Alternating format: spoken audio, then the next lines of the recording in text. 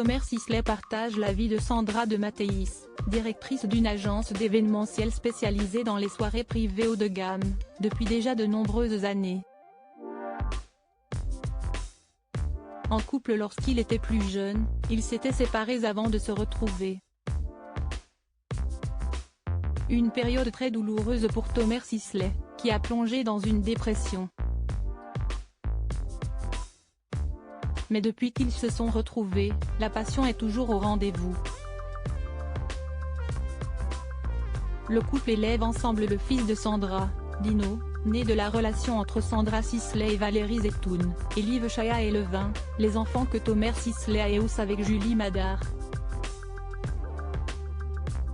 Des enfants que l'acteur, que l'on retrouve à l'affiche de la série Vortex, France 2, qui a réuni 4,31 millions de téléspectateurs hier soir, a évoqué sur le plateau de C'est à vous, ce lundi 2 janvier. Lorsque Pierre Lescure lui a demandé quel moment il souhaiterait revivre s'il pouvait revenir en arrière, Tomer Sisley a réfléchi longuement.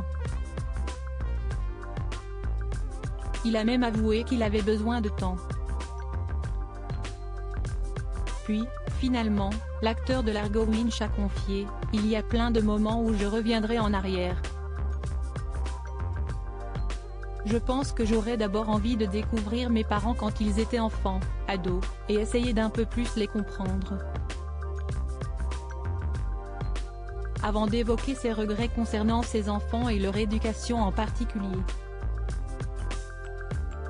En tant que papa, revenir en arrière sur 2-3 moments, 2-3 petites décisions que j'ai prises.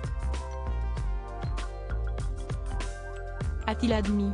Et il y a bien le moment où j'ai donné l'iPad à mes enfants pour la première fois. Si je pouvais revenir en arrière. Une séparation douloureuse, ce n'est que rarement que Tomer Sisley évoque sa vie privée. Heureux avec Sandra, il a vécu un moment compliqué quand ils s'étaient séparés des années auparavant. Quand j'avais 25 ans, il se trouve que j'étais déjà avec la femme avec laquelle je suis marié aujourd'hui, Sandra Zetoun de Mattéis.